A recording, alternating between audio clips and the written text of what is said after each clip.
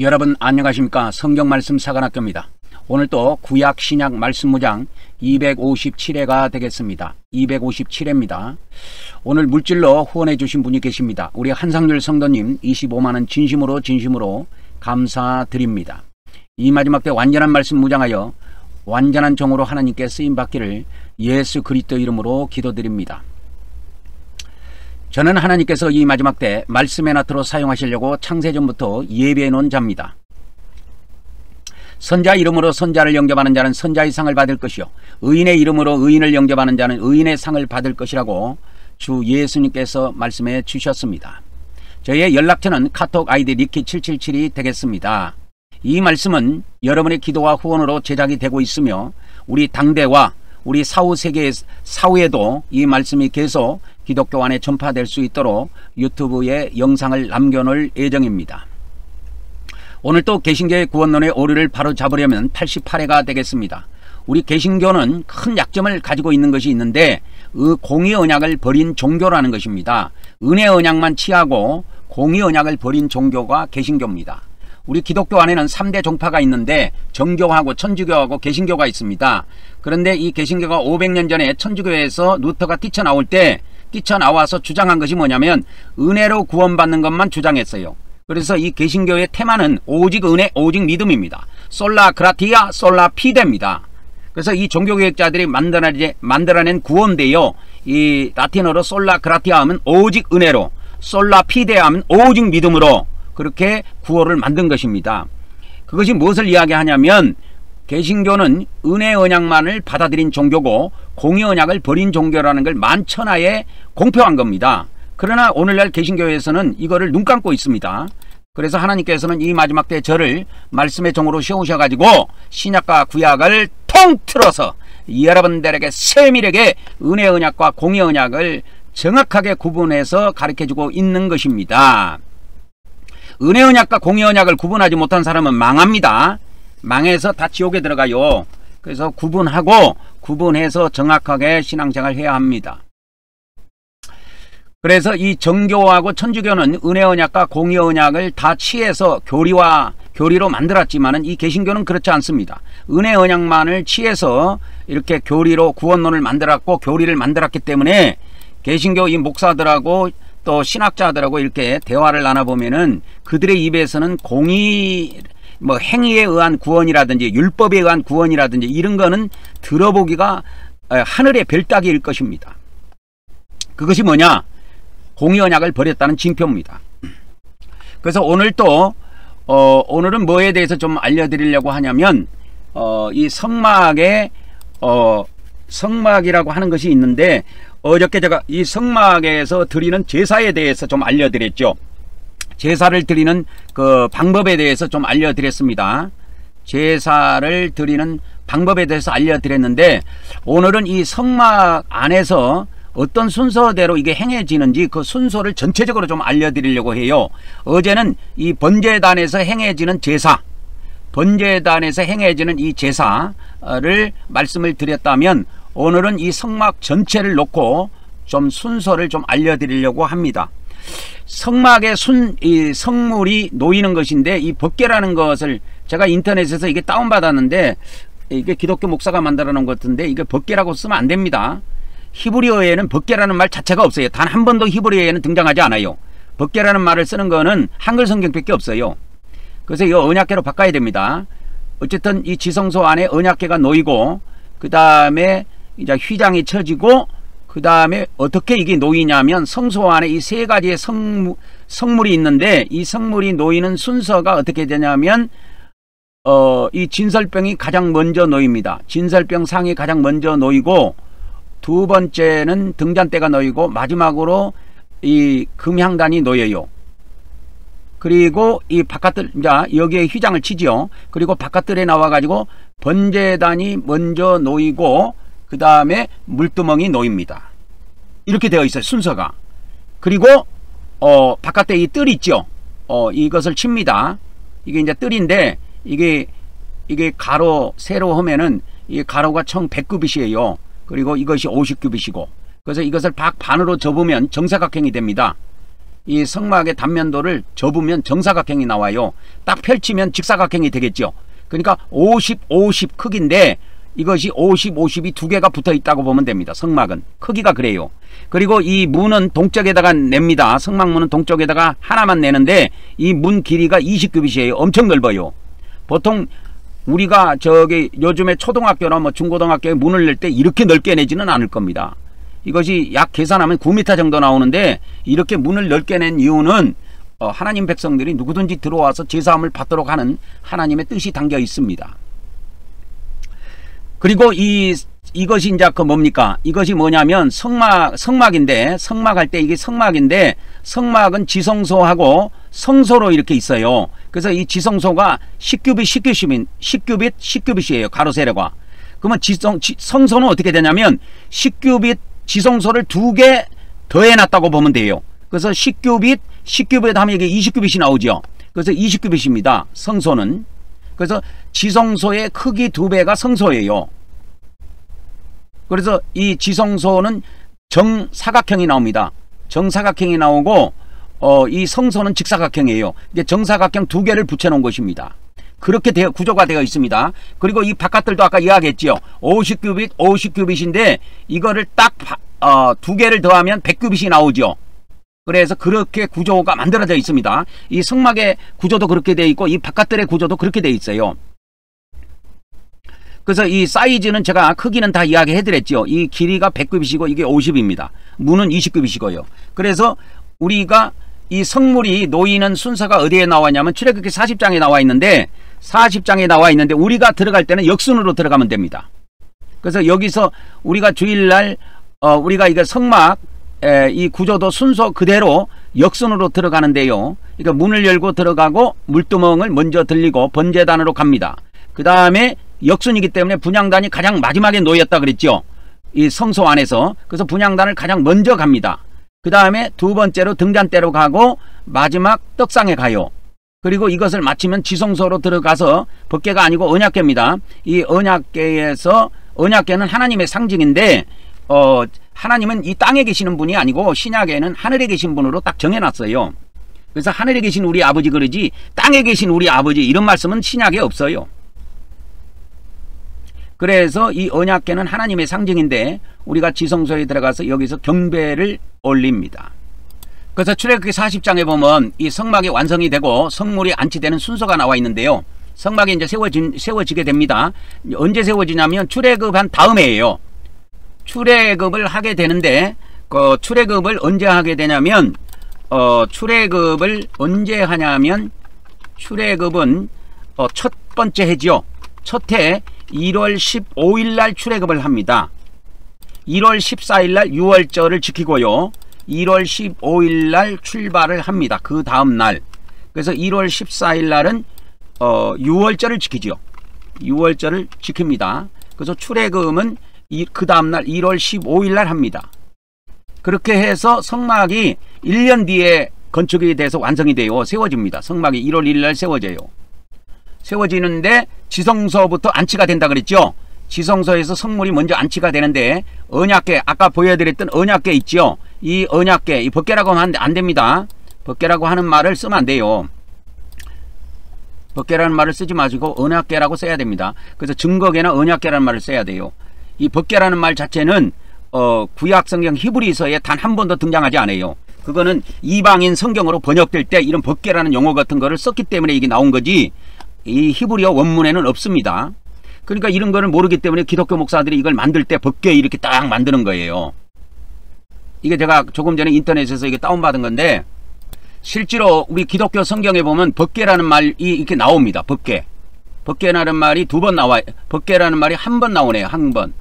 그리고 대부분은 법궤라고 안 써요. 언약궤가 엄청 많이 나와요. 이 법궤라는 말은 여기에 그 히브리에 가보면 법궤가 돼 있지 않고 그냥 궤라고 돼 있어요. 궤.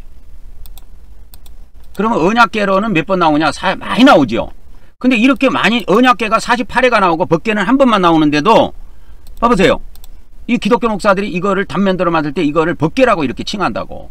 성경에 이 법궤는 한 번밖에 안 나오고 언약궤는 48회가 나오는데 그러면 48회에 나오는 명칭을 써야 될 거 아니야. 이런 것들부터 다 잡아야 돼요. 하나하나. 그래서 이 언약궤라는 것은 구약 성경에 언약궤가 몇 회 사용되느냐? 언약궤가 48절 사용되고 있다. 그래서 48절을 제가 다 보여드렸습니다. 44절이네요. 44절. 언약궤가 44절로 나옵니다. 44절로 바꾸겠습니다. 엄청 많이 나와요, 언약궤가. 그래서 이 언약궤 안에다가 증거판, 십계명 돌판 2개를 넣고 채를 깨가지고 이 언약궤를 지성소 안에 두게 되는데, 두 번째 하는 것이 언약궤 덮개 있죠. 언약궤의 덮개를 속죄소라고 그래요. 그걸 속죄소라고 하는데 덮개를 궤 위에다가 덮습니다. 이거 이제 출애굽기 40장에 보면 다 나와 있습니다. 그 다음에 그러면 이제 덮었으면 이제 끝났지요. 그러면 이제 이 언약궤에 관련된 것은 다 끝났으니까 지성소와 성소를 구분하기 위해서 휘장을 칩니다. 이 지성소와 성소를 구분하기 위해서 휘장을 쳐요.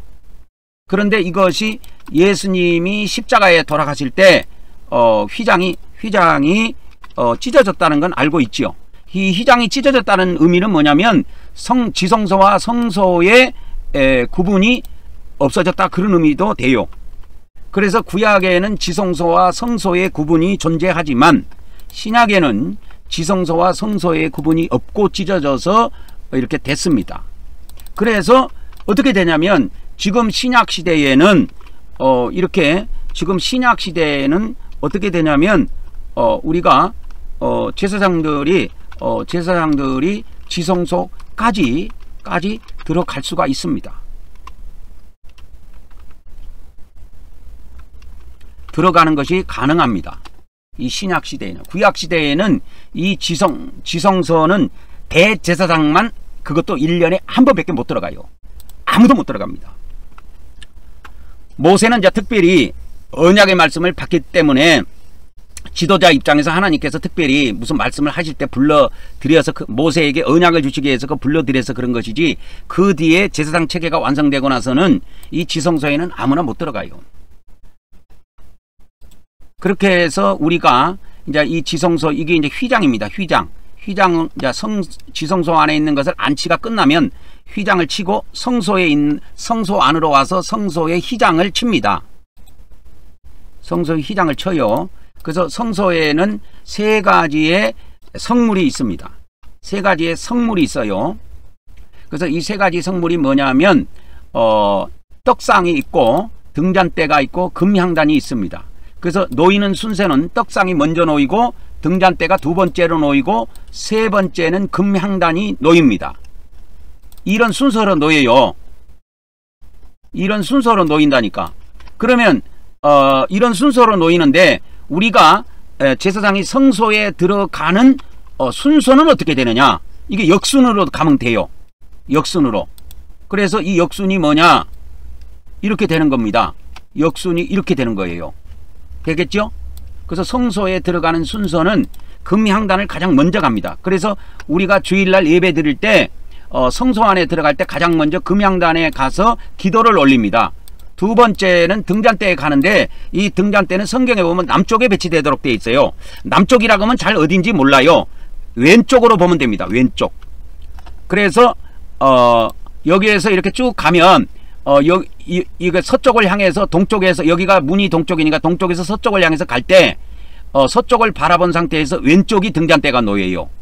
그리고 오른쪽이 진설병상이 놓입니다. 그리고 휘장 앞에 이 한가운데에 분향단이 놓이게 됩니다. 이해하셨죠? 그래서 우리가 성소에 들어갈 때는 순서가 이렇게 정해집니다.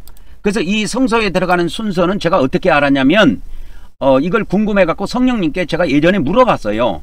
그래서 우리가 이렇게 성막에 들어가는 순서가 어떻게 됩니까? 그러니까 번제단부터 문에서부터 시작해가지고 이 지성소까지 만일에 한 번에 들어간다고 봤을 때, 예전에 대제사장이 들어간다고 봤을 때 이것이 어떤 순서에 의해서 들어갑니까? 했을 때 성물이 놓이는 그 순서가 있는데 그거의 역순이라고 알려주셨습니다. 그래서 이 성막에 성물이 놓이는 순서가 출애굽기 40장에 나옵니다. 다른 데는 안 나와요. 출애굽기 40장에만 나오는데 출애굽기 40장에 이와 같이 놓이게 되는데 그거의 역순으로 가면 되는 겁니다. 그래서 이제 성막 바깥뜰에 나오면 이 바깥뜰에 성물을 안치하게 됩니다. 이와 같이. 그래서 성물이 안치가 되는데 이 그림에 보면 물두멍이 이 성막 가까이 있지요. 그러니까 우리 인간의 생각으로 볼 때는 물두멍이 먼저 놓여야 되는 것으로 알고 있는데 그렇지 않습니다. 번제단이 먼저 놓였어요. 출애굽기 40장에도 그렇게 되어 있습니다. 번제단이 놓이고 난 다음에 물두멍을 이 성막과 번제단 사이에 둡니다. 그래서 이 물두멍을 여기 둠으로 해서 제사장이 이 성소 안에 들어갈 때 반드시 손발을 씻고 들어가도록 되어 있어요. 그 출애굽기 30장에 보면 이 손발을 안 씻고 여기에 들어가면 제사장이 죽습니다. 이 성소에 들어갔을 때 천사가 쳐서 죽여요. 뭐 천사가 친다는 말은 없지만 죽는다는 말은 나옵니다. 그래서 이 바깥뜰에 성물이 놓일 때 번제단이 먼저 놓이고 물두멍이 나중에 놓입니다. 그래서 우리가 들어갈 때는 이와 같이 뜰에서, 그러니까 문에서 문을 열고 들어가면 물두멍에 먼저 들리고 번제단에 들리고, 그런 순서로 우리가 이 성막 예배를 제가 순서를 배치했습니다. 아주 과학적으로 정확하게 성경적으로 배치를 한 겁니다. 그래서 이제 뜰을 이것이 놓이게 되면은 뜰을 이렇게 세웁니다. 뜰을 다 세우고 난, 이거 세마포 같은 것이 있는데 하얀 천으로 이게 기둥을 세워갖고 뜰을 세워요. 뜰을 세우고 난 다음에 문을 마지막으로 놓습니다. 문에다가 휘장을 쳐요. 이게 20규빗입니다. 20규빗에 휘장을 칩니다. 그래서 휘장이 위치하는 자리가 이 정문에도 위치가 되고 이 성소 들어가는 이 입구도 휘장으로 쳐져 있어요. 그리고 성소와 지성소를 구분하는 것도 휘장이 쳐져 있습니다. 그래서 휘장이라고 하면은 영어 성경에 보면 커튼으로 되어 있는데 커튼으로 이해한 것이 쉬워요. 그래서 커튼이 세 군데가 쳐져 있는데 성소와 지성소 사이, 그 다음에 이 바깥들과 성막의 구분점 여기에 하나, 그 다음에 이 세상과 이 성막의 구분점 하나, 이 문 입구에 이게 놓입니다. 그래서 세 군데가 놓여요. 그래서 이거 네 가지 천으로 된 그걸로 이것을 짭니다. 네 가지 실로 네 가지 색깔의 실로 이 천을 짜게 되어 있어요. 그래서 바깥들에 하얀 포장을 두른 다음에 이제 문을 세우는 겁니다. 그래서 문이 가장 마지막에 이게 달아요. 그럼 이거 역순으로 우리는 간단 말이야, 이거를 갈 때. 그래서 문부터 가고, 그 다음에 두 번째가 번제단, 물두멍, 세 번째가 번제단, 그 다음에 성소로 들어가면 네 번째가 뭐냐, 분향단, 다섯 번째가 금등대, 여섯 번째가 진설병상, 그 다음에 일곱 번째가 언약궤입니다. 그래서 우리가 매 주일마다 예배를 드릴 때 우리 그 한국경배교회는 이 순서에 의해서 지성소까지 들어가서 하나님께 경배를 드리고 예배를 마칩니다. 그래서 구약에는 이 지성소에 들어가는 길이 막혀 있는데, 신약에는 예수님이 십자가에서 돌아가실 때 하나님께서 이 휘장을 찢으셨는데, 찢으신 이유가 뭐냐면 성소와 지성소 구분을 없앴어요. 그 말은 무슨 말이냐, 대제사장 사역과 제사장 사역이 없어졌다니까, 이 신약에는. 그래서 우리도 들어갈 수가 있어요. 그래서 그러면 지금부터는 그러면 이 성물이 이렇게 놓이죠. 성물이 놓여 있는데 제사장이 성막에 들어가는 순서는 역순으로 들어가면 된다. 이것을 성령님께서 알려주신 것입니다. 이거 오래됐어요. 역순으로 우리가 들어가면 된다 이 말이에요. 성물이 안치된 역순으로 들어가면 됩니다. 이 제사장이 이 성소에 들어갈 때는, 제사장이 성소에 들어가려면 성소에 들어가려면 어떻게 해야 되느냐, 성물이 안치된 역순으로 들어가면 됩니다. 그래서 가장 먼저 문을 열고 들어갑니다. 그래서 신약의 이 문은 무슨 문이냐, 이 신약의 이 구약에는 구약의 이 성막의 문은 네 가지 색실로 이렇게 천을 짜가지고 이거를 휘장을 만듭니다. 그러나 이게 신약에는 신약의 이 문은 유일한 문이에요. 예수님만이 유일한 문입니다. 신약의 문은 예수님이 유일하다 그 말이에요. 그래서 우리 인간이 거룩하게 되는, 하나님 앞에 천지만물을 창조하신 하나님 앞에 거룩하게 될 수 있는 비밀이 뭐냐, 예수님을 통해서만 된다는 거예요. 예수님을 통해서만 된다는 겁니다. 이거는 공의 언약에 나와 있는 거지 은혜 언약에 나와 있는 게 아닙니다. 은혜 언약도 이와 같이 예수님을 믿어야 영생하는 것으로 되어 있어요. 자 보세요. 여기서 한 가지 제가 알려드릴 것이 뭐냐면 은혜 언약에는 어떻게 됐냐면 은혜 언약에 신약의 은혜 언약에 보면 예수님을 믿음으로 이렇게 영생한다고 되어 있죠. 이것도 유일해요. 이것도 유일합니다. 그러나 이 성막의 지금 이 성막의 문 있죠. 이 성막의 문도 예수님이 유일한데 성막의 문도 유일한데 이거는 은혜에서 이야기하는 것이 아니고 공의 언약에 나와 있는 거예요. 이 성막이라고 하는 것은 공의 언약 안에 포함된 겁니다. 이 기본부터 알고 있어야 돼요. 이 개신교는 은혜 언약밖에 없기 때문에 이게 막 공의 언약, 은혜 언약이 막 짬뽕 돼갖고 뒤섞여갖고 어떻게 보면 개판입니다. 제가 볼 때는. 그래서 우리 사후에라도 그래서 기독교는 정신 차리고 이 말씀을 처음부터 끝까지 다 듣고 완전히 종교개혁을 해야 돼요. 루터가 500년 전에 종교개혁을 했듯이 개신교는 완전히 성경으로 다시 거듭나야 됩니다. 그래서 이 성막의 문은 공의 언약 안에 있는 문이에요. 요한복음 10장에 보면 나는 양들의 문이다, 양의 문이다. 뭐 이런 이야기가 나오는데 그건 은혜 언약에서 하는 이야기예요. 공의 언약에 있는 문이 아니라니까. 그래서 이 본인이 재물을 문을 통해서 끌고 갑니다. 이 문이 무슨 문이냐? 이것이 예수님의 문이에요. 그래서 예수님의 이름으로 들어가는 겁니다.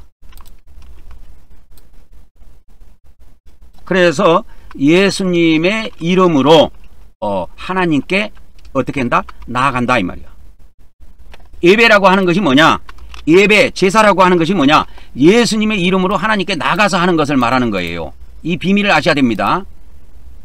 이 은혜 언약 안에는 이 예배 이런 것이 없어요. 은혜 언약 안에 있는 거는 없어요. 이런 게. 이게 다 공의 언약 안에 있는 겁니다. 여러분.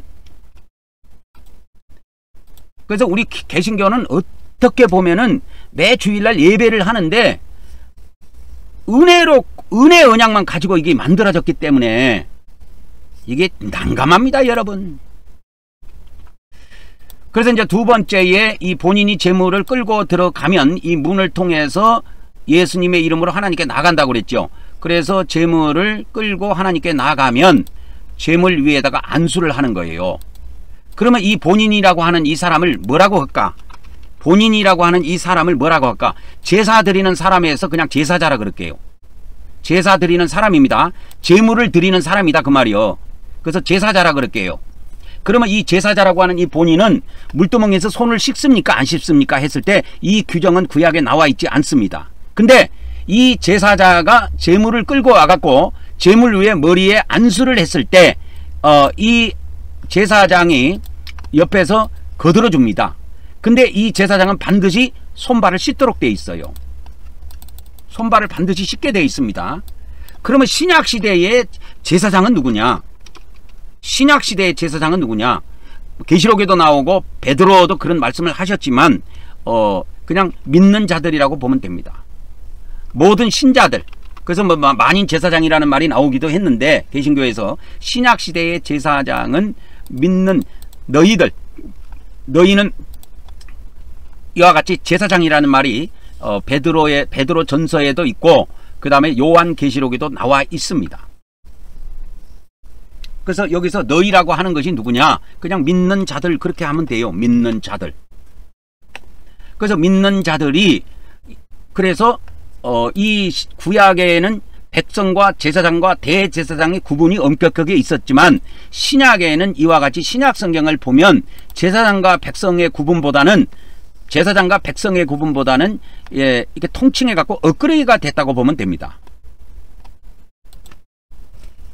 그래서 신약의 제사장은 믿는 자들을 다 지칭한다 이렇게 보면 되겠습니다.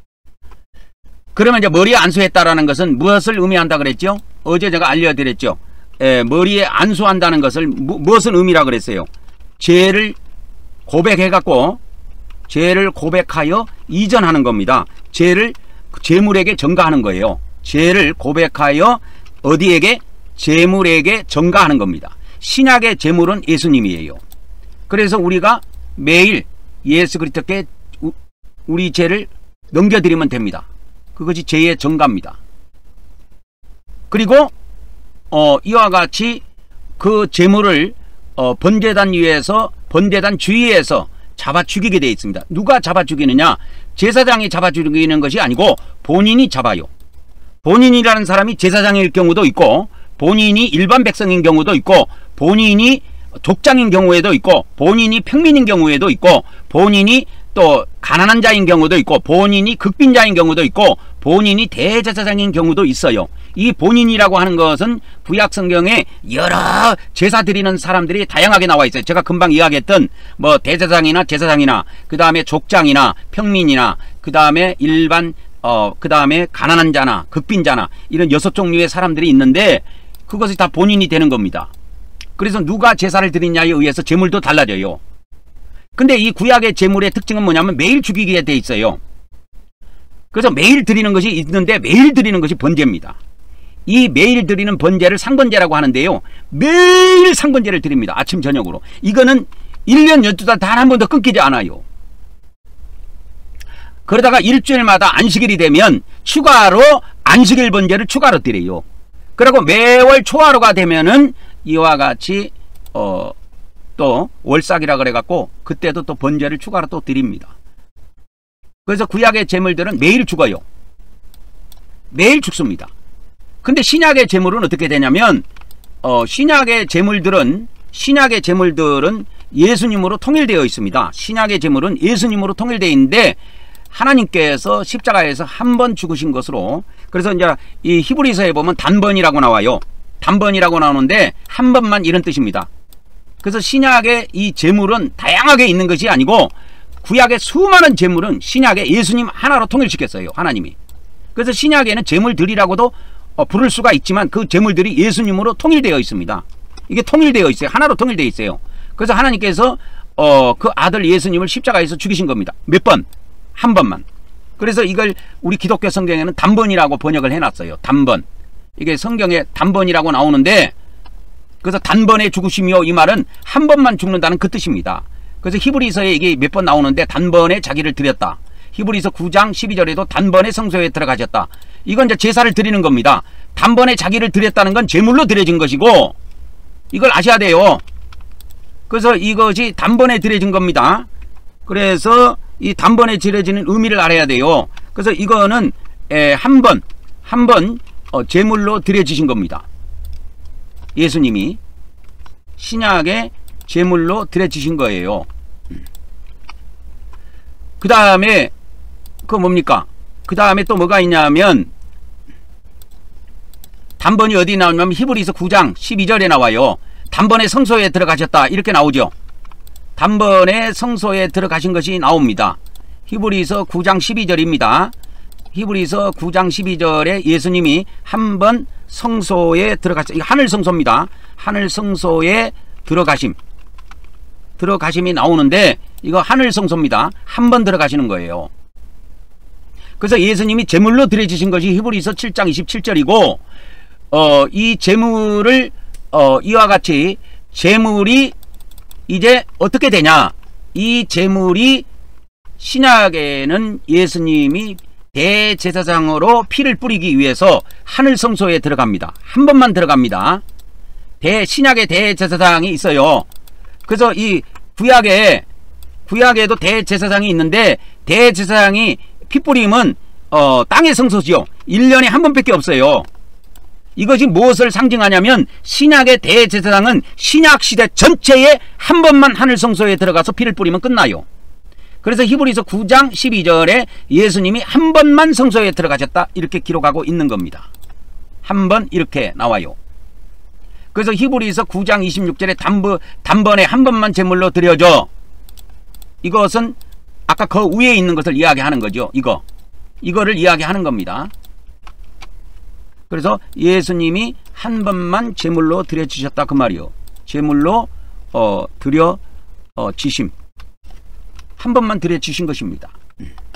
그러나 제물로 드려지신 것이 어디냐면 이게 십자가예요. 그러니까 십자가를 오해하는 것이 뭐냐면, 십자가에 달리신 예수님을 믿으면 다 끝나는 건 줄 알아. 그러나 공의 언약에는 그렇게 되어 있지 않습니다. 이 십자가의 사건은 뭐냐면 재물을 잡아 죽이는 것하고 똑같아요.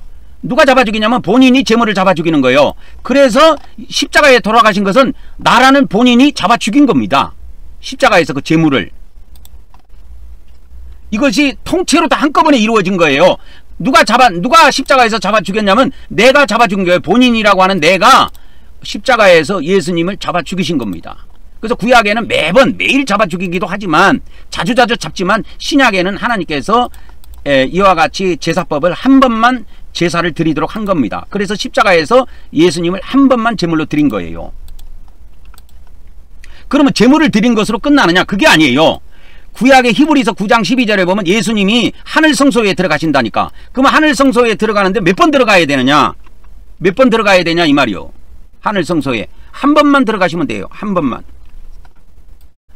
들어가시면 됩니다. 이게 이루어졌어요. 그러면 하늘 성소에 들어가신 것이 이루어졌는데 히브리서에 그러면 신약성경 히브리서에 그러면 우리라고 하는 제사장, 우리가 제사장인데 제사장의 핏뿌림은 어떻게 되느냐 이 말이요. 제사장의 핏뿌림, 우리라고 하는 우리 제사장의 핏뿌림은 어떻게 되느냐 이 말이요. 이건 어떻게 되느냐? 이건 기독교에서 통째로 사라져버렸어요. 그래서 구약에 보면 대제사장이 피 뿌리는 것은 1년에 한 번밖에 없어. 이게 신약에서는 어떻게 이루어지냐면 신약시대 전체입니다. 신약시대 전체에 하늘 성소에 들어가지고 한 번만 피를 뿌리면 끝나요. 대제사장의 제사는. 이게 피 뿌리는 게 제사라니까.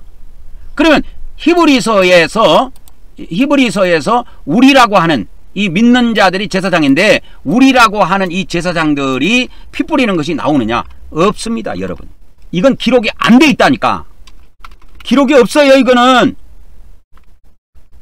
기록이 없다니까, 이거는. 그렇기 때문에 이것이 없어진 것이, 이것이 히브리서에 기록이 안 되다 보니까 이게 기록이 이와 같이 기록이 자세히 돼 있지 않다고 보니까 우리는 그냥 예수님만 한 번 믿으면 그냥 이신득이로 구원받는갑다, 이렇게 기독교 개신교에서 해석을 한단 말이야.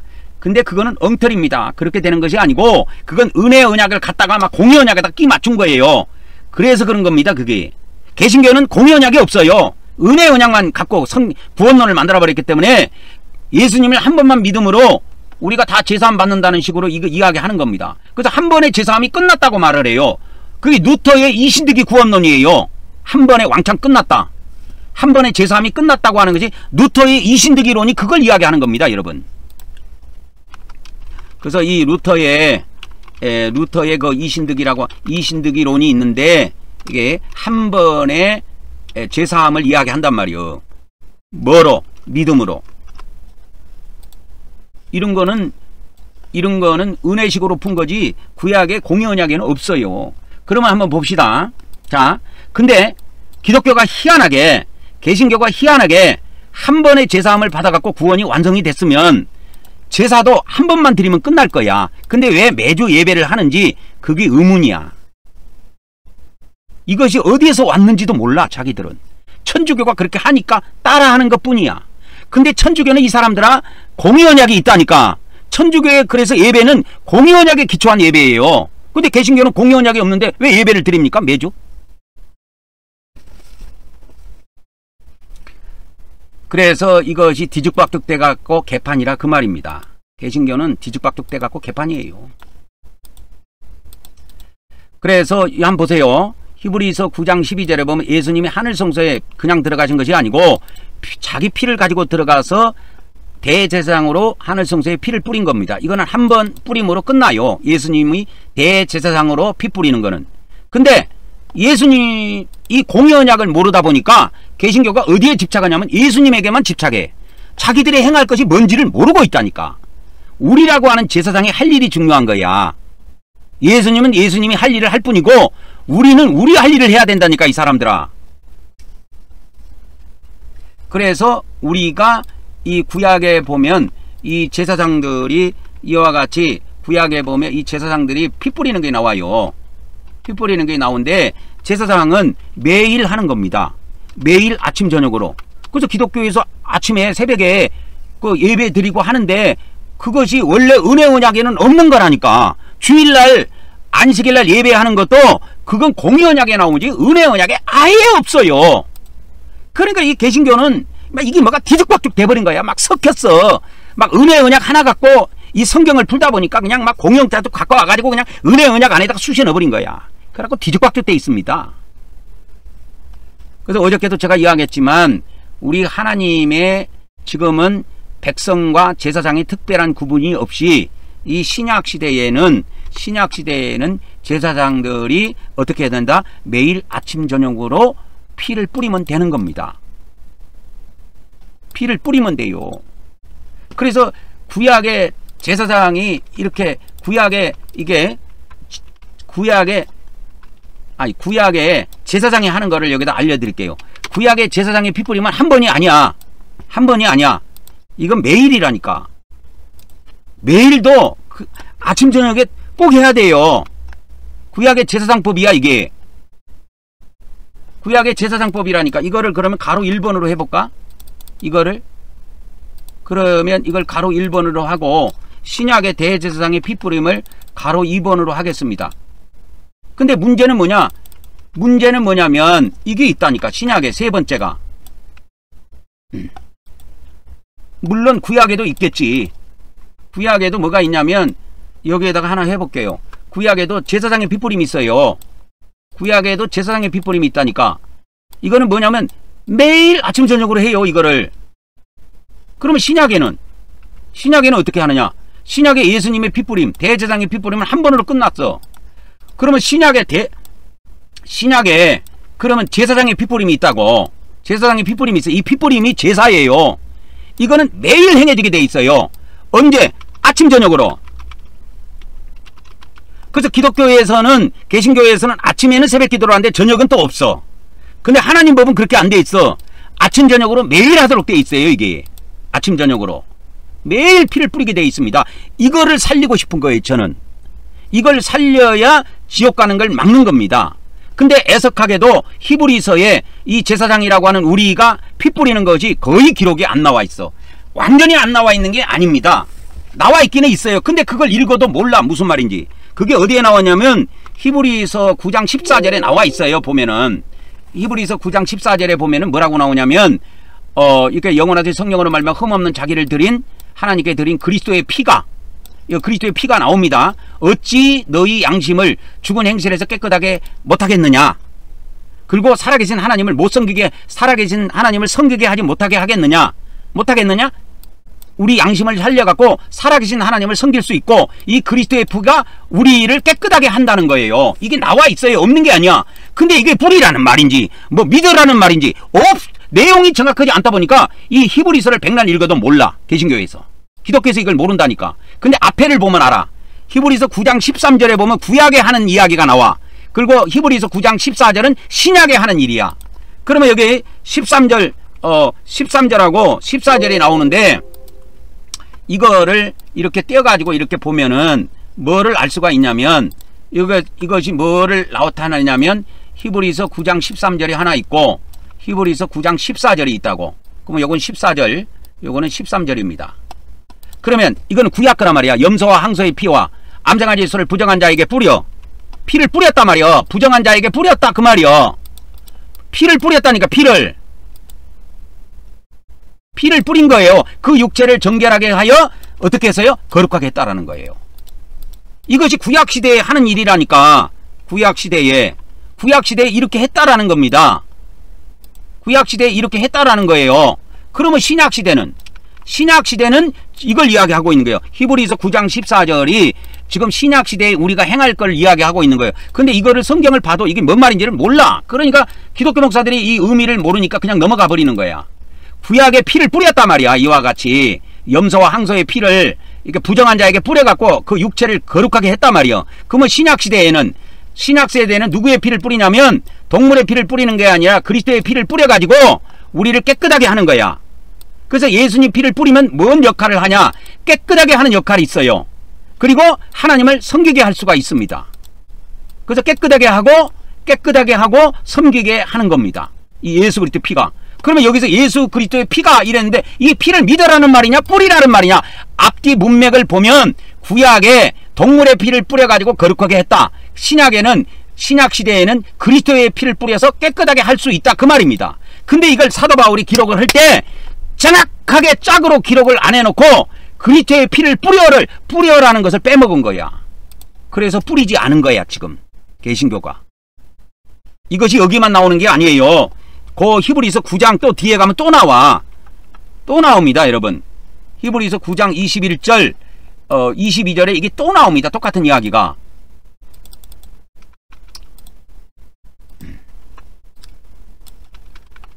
그러면 여기에 똑같은 말이 또 나오는데 한번 보도록 하겠습니다. 자, 히브리서 9장 21절. 그 다음에 히브리서 9장 22절이에요. 그러니까 요거는 9장 22절이고 앞에 거는 9장 21절이야. 그러면 이 앞에 있는 것은 뭐냐? 이 앞에 있는 건 구약시대 걸 이야기한다니까 이거는.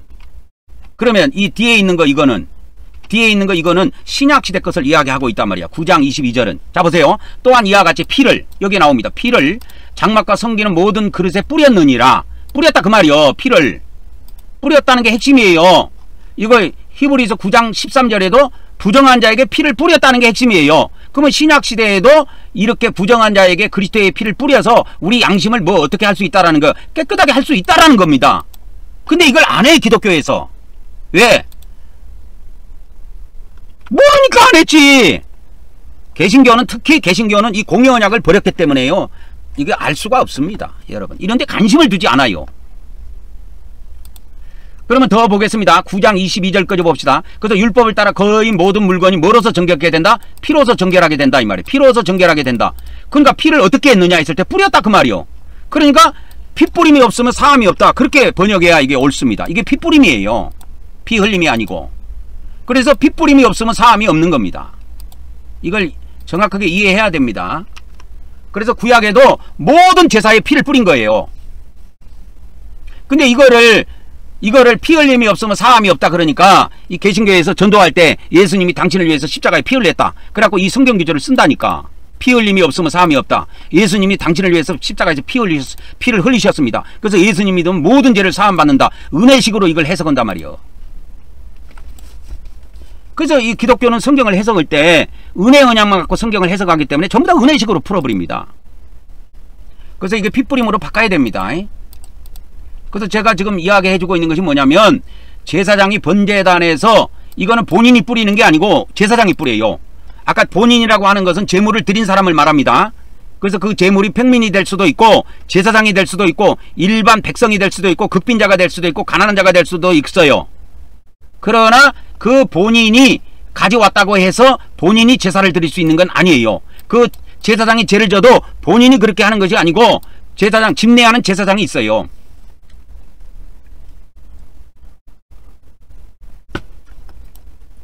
그래서 이 제사의 네 번째는 뭐냐면 성막에서 행해지는 단계에 보면 제물의 피를 반드시 뿌리도록 돼 있어요. 그런데 이 개신교가 왜 피 뿌리는 것을 안 하느냐? 지금은 이제 제가 하도 10년 동안 이걸 예쳐놓으니까 이제 일반 기독교에서도 개신교에서도 피를 뿌리는 교회들이 이제 등장하고 있는데 이거를 뿌리는 것이 왜 중요하냐면 예수님의 피를 뿌림으로 우리가 어떻게 되느냐? 거룩해진다니까. 히브리서에서 우리 제사장이 피 뿌리는 거에 대해서 이렇게 해놨는데도 몰라. 이게 없는 것으로 착각한다니까 이거를. 그래서 기록이 없는 거와 같아. 여러분 아까 제가 알려드렸던 이 성경 기도를 어디 갔어? 여 밑에 있네. 이런 거 여러분 성경에서 많이 봤는데 히브리서 9장 21절은 구약시대에 관련된 것이고 히브리서 9장 22절은 신약시대에 관련된 거란 거 알고 있습니까? 아까 이거 또 히브리서 뭡니까? 9장 13절은 구약시대 거고 히브리서 9장 14절 다음 절은 신약시대 거라는 거 알고 있습니까? 이렇게 히브리서에서 짝으로 이야기해줬다고. 구약시대와 신약시대를 짝으로 이야기해줬는데 아직도 눈치를 못 채고 있어. 구약에는 이 짐승의 피를 뿌려갖고 부정한 자에게 뿌려가지고 거룩하게 됐다. 신약에는 뭘 뿌리는 거냐? 하물며라는 말을 썼어요. 구약에 동물의 피를 뿌려갖고도 거룩하게 됐는데 하물며 하나님의 아들 예수 그리스도의 피를 뿌려갖고 그 양심이 깨끗하게 안 되겠느냐 이 말이에요. 하물며. 그래서 하물며가 들어가는 거예요 여기에.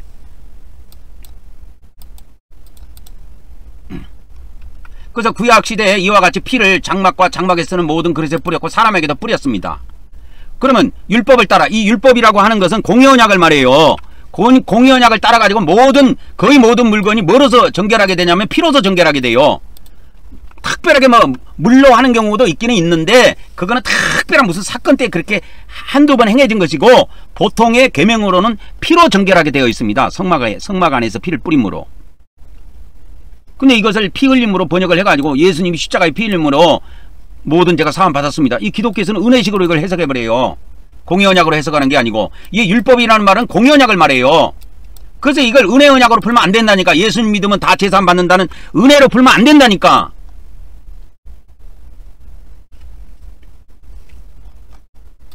그래서 이 개신교, 이 기독교를 버려놓은 것은 루터로부터 시작한 겁니다. 여러분 그건 알고 있어야 돼요. 그래서 이 개신교에서는 개신교에서는 제사장의 피뿌림이 있다 없다?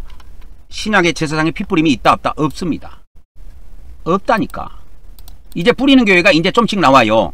그래서 언약의 피를 아침 저녁으로 이제 뿌리는 아침 저녁으로 이제 뿌리는 교회가 이제 탄생되고 탄생 중에 있다 이렇게 보면 됩니다. 탄생 중에 있어요. 그래서 이제 다섯 번째는 뭐 하냐면 이 성막에서 제물을 드렸을 때 이게 제물을 번제단에서 화제로 드립니다. 화제라는 것은 불로 태워 드린다 그 말입니다. 그래서 하나님 몫이 있는데 제물은 하나님 몫이 정해져 있고 제사장 몫이 정해져 있어요. 그래서 하나님 몫은 무조건 화제로 드리게 되어 있습니다. 이게 원칙이에요. 그러면 이 화제로 왜 드리느냐? 화제로 드리는 것이 뭐라고 나와 있냐면 내이기 그 3장 11절에 보면 제사장은 그것을 제단에 위해서 불사를 찌니 이는 화제로 여호와께 드리는 음식이라. 그 여호와께 드리는 음식이라. 하늘에 계신 하나님이 이 땅에 내려오셔가지고 잡수시는 게 아니야. 이렇게 잡수신다 그 말이요. 그래서 번제를 드릴 때는 하나님 몫이 전체입니다. 그 제물 전체예요. 물론 어저께도 말씀드렸지만 가죽은 제입니다. 가죽은 제사장 몫으로 돌아가기 때문에 가죽은 제이지만 번제를 드릴 때는 그 고기 전체를 태워서 다 드립니다.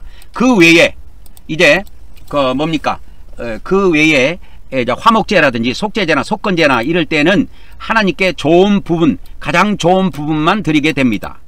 그래서 좋은 부분이 뭡니까? 기름, 콩팥 2개, 그 다음에 강커플 등은 기본으로 드리게 되어 있어요. 이거 속제제와 속건제, 화목제에 해당되는 이야기입니다. 그리고 나머지는 제사장이 돌려받아요.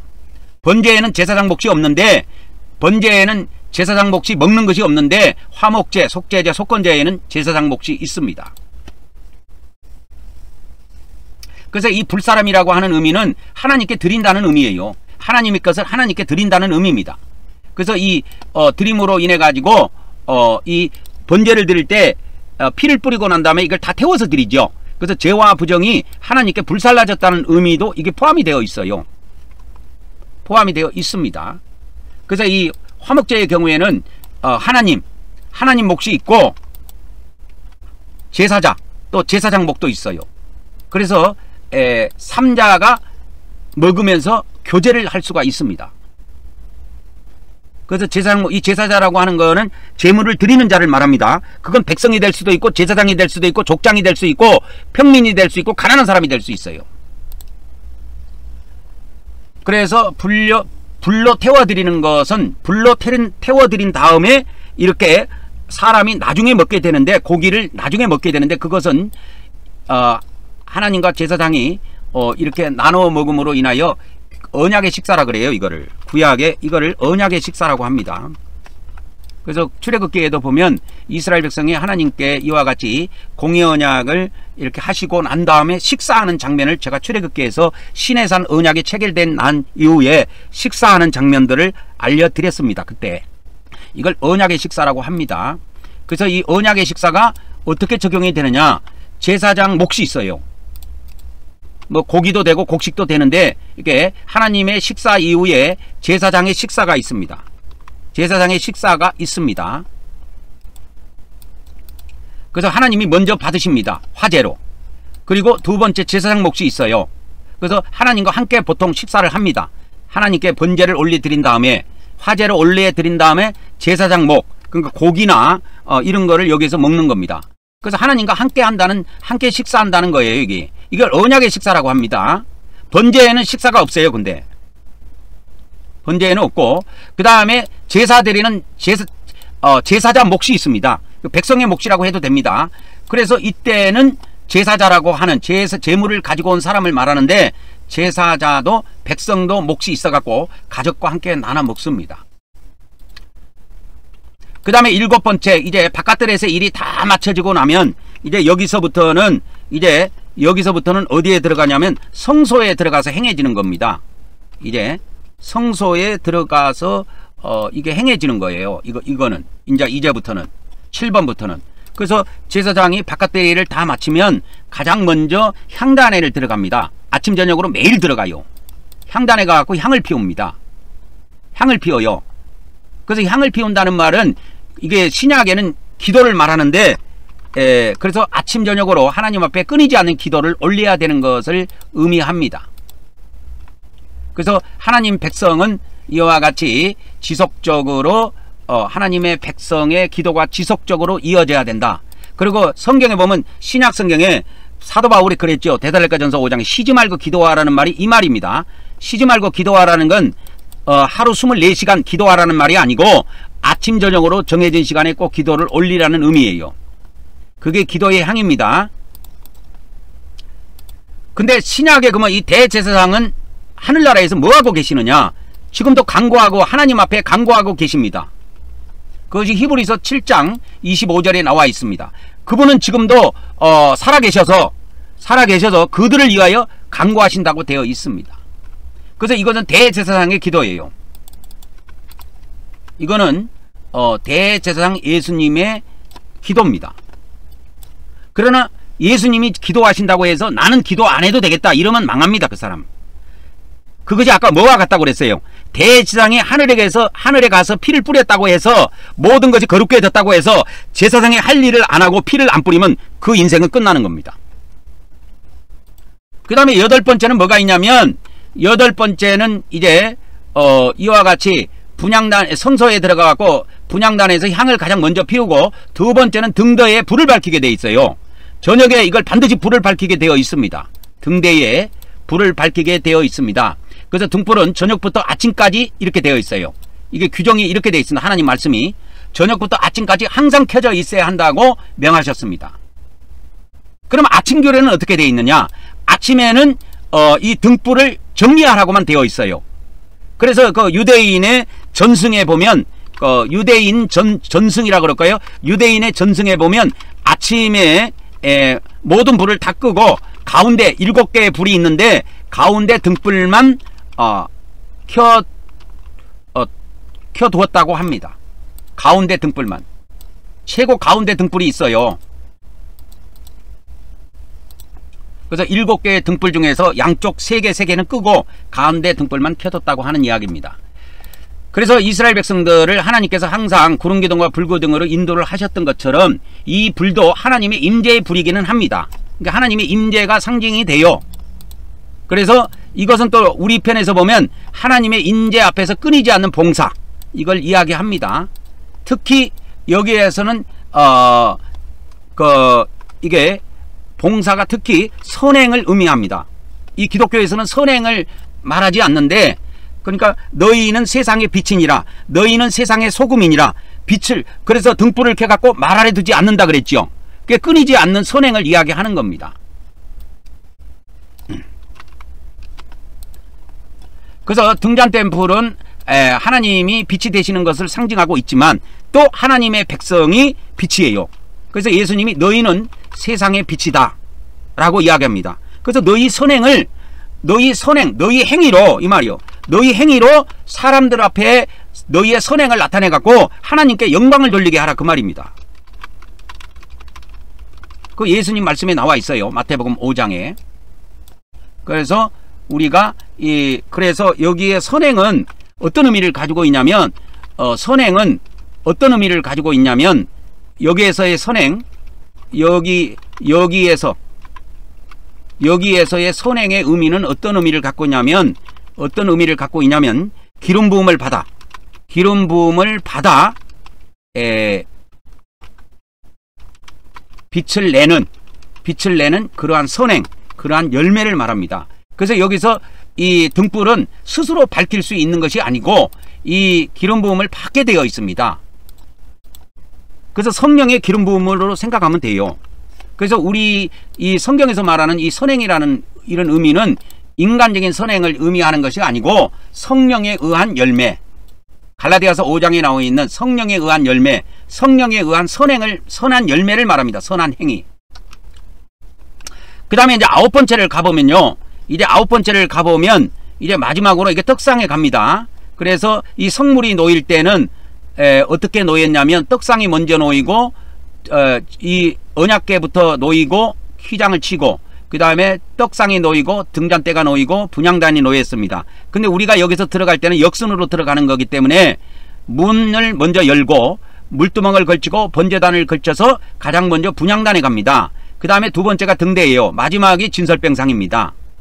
그리고 휘장을 열고 들어가서 언약궤, 그죠? 하나님으로 상징된다 그랬지요. 언약의 하나님을 상징하는 겁니다. 그래서 이걸 법계 해도 의미가 있기는 있지만 언약을 상징하는 거예요. 이 언약이 무슨 언약이냐? 공의 언약을 말한다니까. 그래서 이걸 법계라고 하지 말고 언약궤라고 불러야 돼요. 그래서 어떤 이 기독교 목사가 이걸 그려놔서 인터넷에 올려놓은 것 같은데 이 사람들은 아무 개념이 없이 법계라는 용어를 막 씁니다. 그렇게 하면 안 돼요. 그래서 이제 떡상이 9번째로 갑니다. 그래서 떡상에 이것이 어디에 위치되어 있냐면 우측입니다. 우측. 그래서 이 떡상의 떡은 매일 교체하는 것이 아니고 안식일만 교체하도록 되어 있어요. 안식일마다 교체합니다. 이 떡상의 떡은.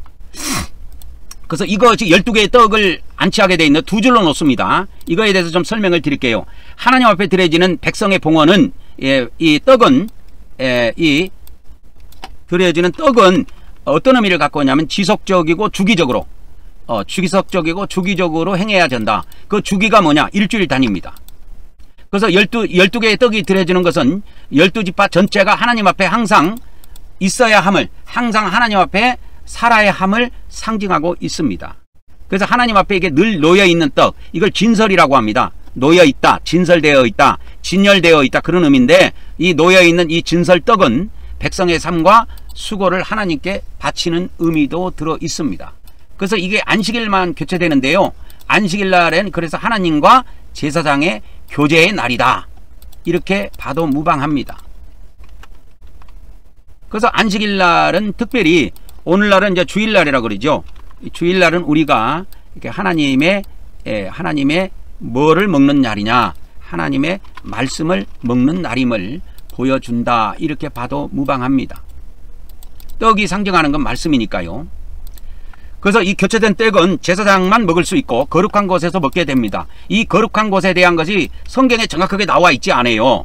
그래서 이것을 성소에서 먹느냐, 거룩한 곳이 성소냐 아니면 바깥들이냐 했을 때 대체적으로 바깥들로 봅니다.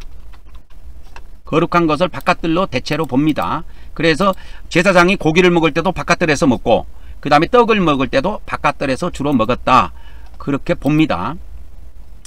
그 다음에 이 진설병이라고 하는 이 떡은 지극히 거룩한 것이라고 성경에 명시가 되어 있는데 그래서 일반 백성은 구약에 먹지 못하도록 되어 있습니다. 그러나 신약에는 어떻게 되느냐?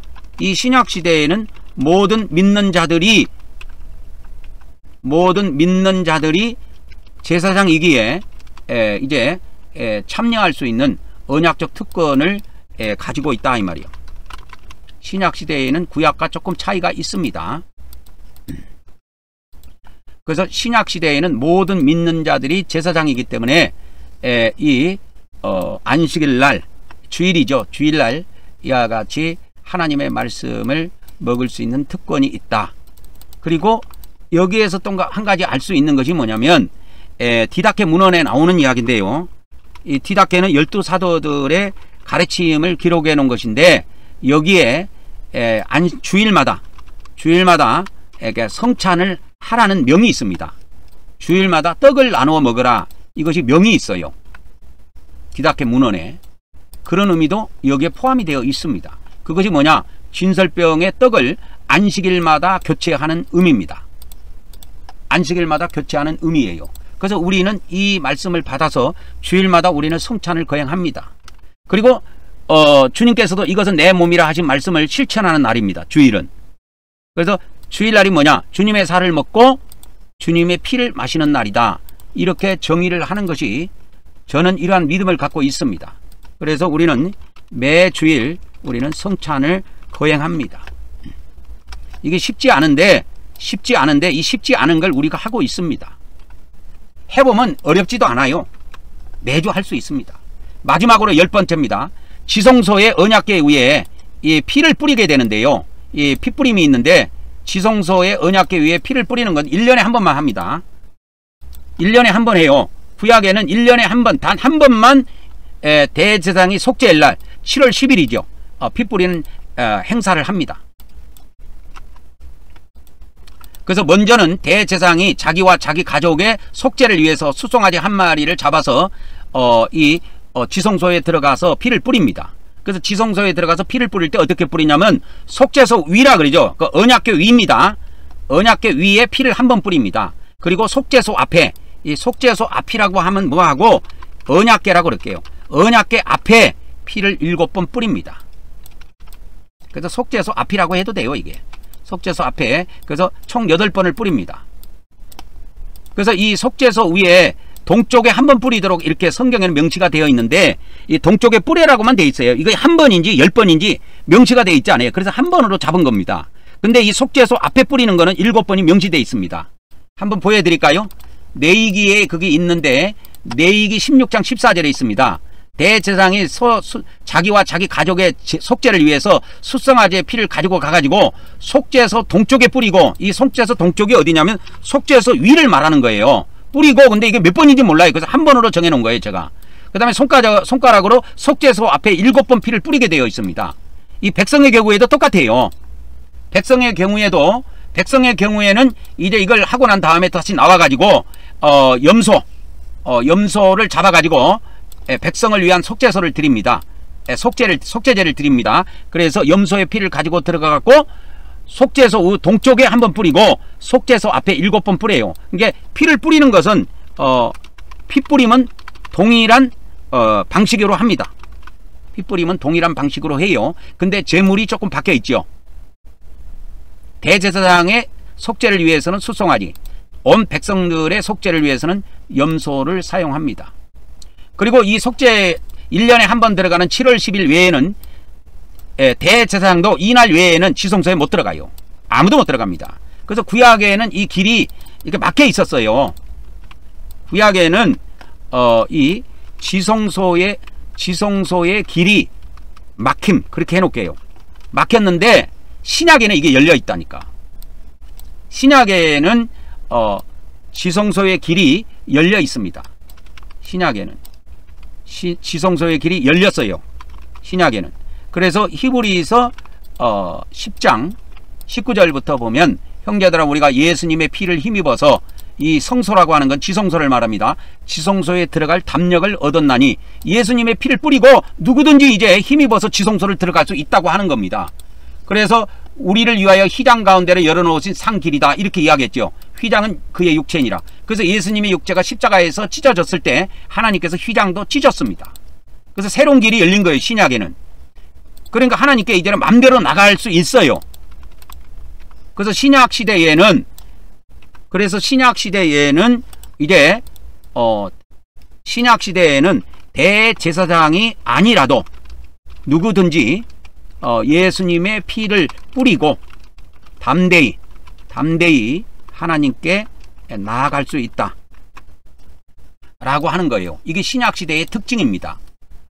그래서 언약궤의 속죄소를 이거 시인자라고 하는데, 은혜를 베푸시는 보좌라고 해서 시인자라고 부르는데, 핏뿌림은 이 핏뿌림을 통해서 이제 이스라엘의 죄와, 그러니까 하나님의 백성이죠. 하나님의 백성들의 죄와 부정이 제거된 것입니다. 그래서 오직 대제사장만 들어가게 돼서 신약 시대에는 예수님이 대제사장으로 하늘 성소에 들어가셔서 정결하게 하는 내용이 히브리서 9장 12절에 나옵니다.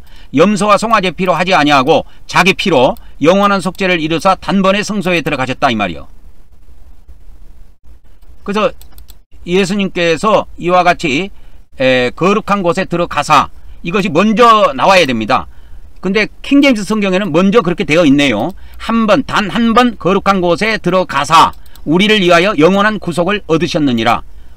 영원한 속죄를 이루어 놓으신 겁니다. 그래서 이게 개정성경은 이게 뒤에 가 있는데, 이게 이쪽으로 앞으로 가야 됩니다. 이게 앞으로 가야 됩니다. 킹제임스는 그렇게 돼 있네요. 예수 자기 피를 힘입어서 단 한 번 거룩한 곳에 들어가서 이 거룩한 곳이 하늘 성소예요.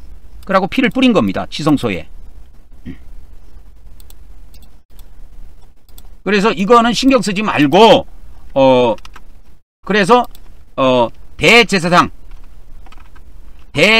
예수님이 하늘 성소에 피를 뿌림으로 이제 구약 시대에서 신약 시대로 전환됩니다.